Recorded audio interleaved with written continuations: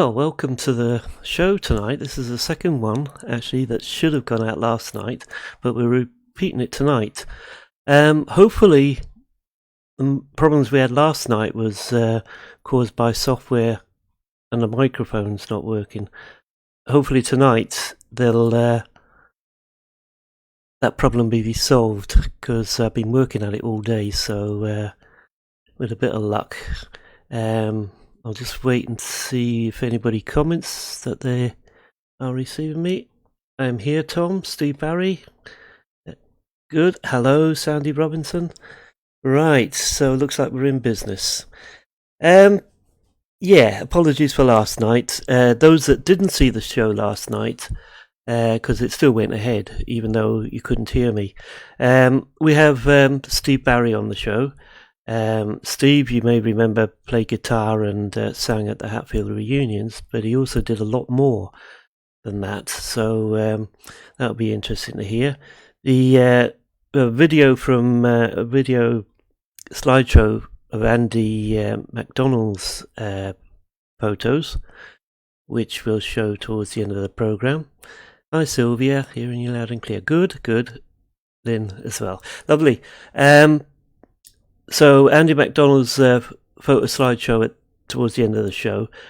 Before that, we'll have a slideshow from photos Laurie Bain put on the website. So we'll go straight ahead with that.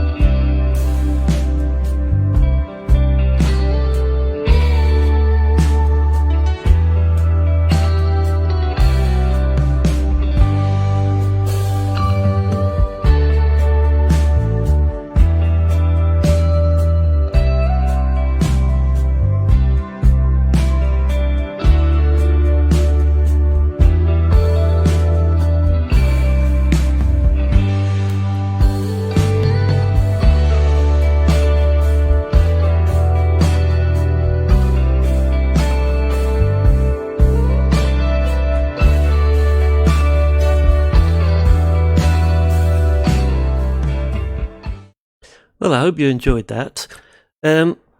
Before we start with Steve's interview, I've got a question to ask for those out there. There's no prize for answering the question, by the way. You know, I'm a skinflint. But I was in Singapore when I was in Singapore, around about 67, 68. There was a talent show on Singapore TV, and there was a group on, and they sung "The Kids Are All Right" by The Who. Now, they're possibly from St. John's, but I don't know. Does anybody know who they were? That's the question. Who were the group that appeared on the talent show in Singapore around about 67, 68?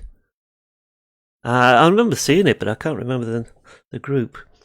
Anyway, while you're pondering that one, we'll move on with Steve Barry. A big welcome to Steve Barry. Thank you for coming on the programme. You were instrumental in organising the musical entertainment for the Hatfield reunions. How did you become involved with that?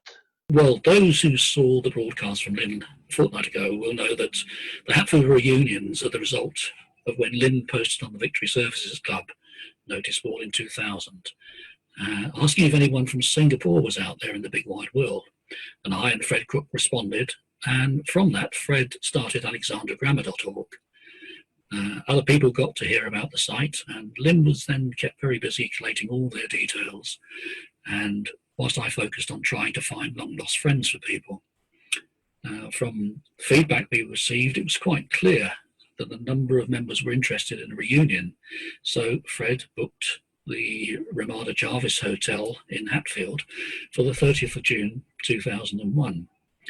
And we then started to publicise it together with the late Gene Rontry, who was by now running Far East site on Friends Reunited. Because Fred and Lynn knew that I played in a band in Singapore, I was tasked with finding people to play at the reunion. Lucky me. But fortunately, I had kept in touch with a number of guys who played in bands such as Point Five, The Misfits, MJB and The Talisman, and of course my band, The Roadrunners. And a number of them kindly agreed to come along and play at a proposed reunion. Now, on the 30th of June, we duly pitched up late afternoon, but we hadn't had any opportunity to discuss anything prior, so we just set up our equipment and started to play without any playlist or idea of what key or song should be in. But despite that, judging by the numbers dancing and singing along, it worked very well. Our intention was to try and replicate some of the atmosphere of the Gilman and other youth clubs, such as Salita, Changi, Tanga, and other dancing venues in Singapore, particularly the Golden Venus Sunday tea dances, where we'd all played. And it seemed that we did manage to do that, because people went away with great big smiles on their faces, and were asking if we could have another one the following year. So in 2002, another reunion was arranged for the 6th of April. And again, I managed to get the members of the band to turn up and give their services free of charge. This event was again successful, and people said they really enjoyed live music, so it became an integral part of the subsequent reunions in 2003, 2005, 2007, with slight variations of the lineup up until 2010. When I couldn't put a band together, such as we'd had before, due to some of the guys moving away, in fact, some of them out of the country. But I was very fortunate, excuse me, to be offered services of group, the Alice Band by Les Beckwith, who used to live in the naval base. They turned up and did an excellent job, and I got roped in to singing a few numbers with them, which luckily didn't meet with any adverse comments. So I was very happy about that.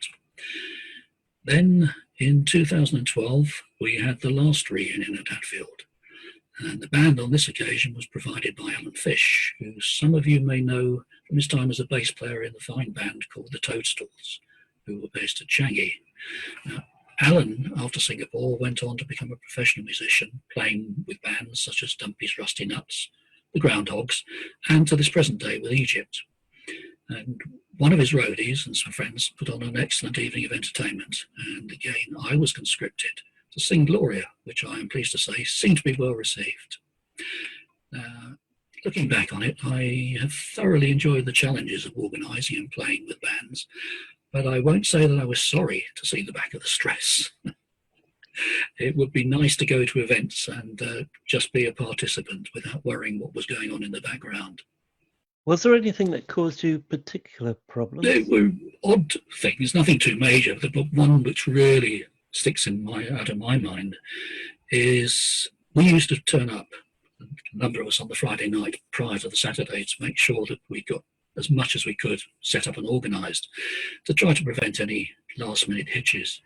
But on the Friday, we'd gone out and had a few drinks to relax. And at about 11:15 on the Friday evening, I received a phone call. Now, on this particular occasion, our usual drummer was unable to make it, so he'd arranged for a replacement.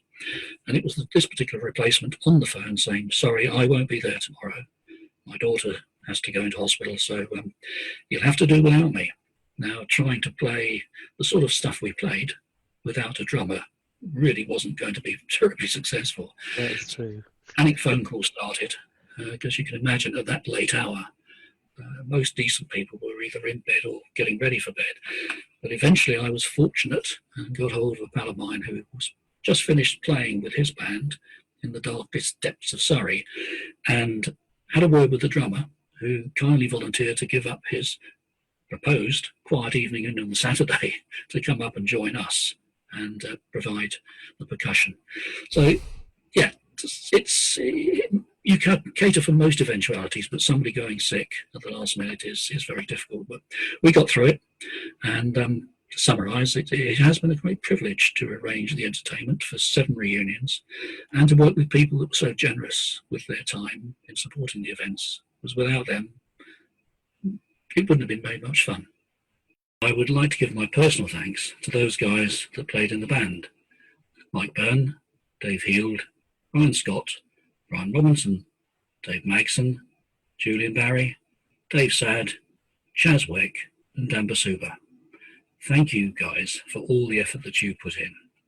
Final point I'd like to make is that whilst most people know that the reunions were essentially put on by Lynn, Fred and me, there were a number of other people involved without whose assistance and input they just wouldn't have been as successful as they turned out to be.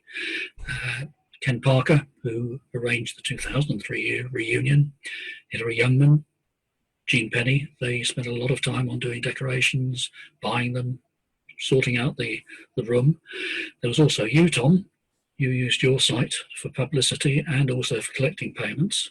Without your help, money wouldn't have got through to the hotel. Ken Walden and Alan Cottrell, they also publicised the events using their site and also input into it. Terry Betsworth was involved in hotel liaison, and John Robbins was also available for PAT certification for our equipment to satisfy the hotel's insurance requirements. So I'd like to give them credit for the efforts that they made on behalf of the reunion team, because, again, as I said before, without their assistance, the things just wouldn't have been as successful as they were. It really is a community effort, isn't it? It certainly is, and it's good that you've got a team like that behind you, because it's damned hard work trying to do everything on your own. Hey, that's true. That's true. Thanks very much, Steve. What I'm going to do now is I'm going to play a video of the 4 songs that you sent me. I'll put some photographs towards to it and made it into a slideshow. So people should be able to recognise themselves in the audience, but also it's about the bands and it's about the musicians. So there's a lot of photos of them.